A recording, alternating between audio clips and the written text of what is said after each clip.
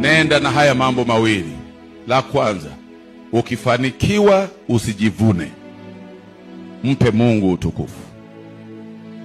Umeimba vizuri na watu wamekusifu, mwache Mungu ainuliwe, sio wewe.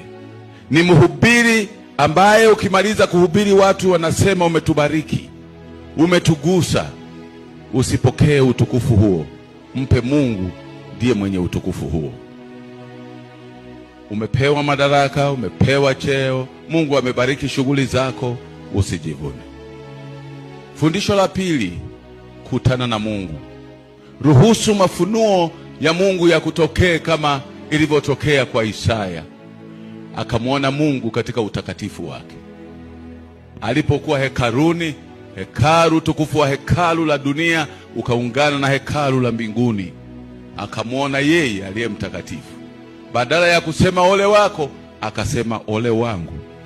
Ruhusu Mungu akuonyeshe madoa ya hatia yako. Mahali ambapo katika maisha yako ya imani panahitaji matengenezo bado, Mungu aruhusu kwenye kambi hili. Ndipo useme na Paulo, katika wenye dhambi mimi ni mkuu wao. Mungu akubariki unapojitoa moyo wako kwa Yesu.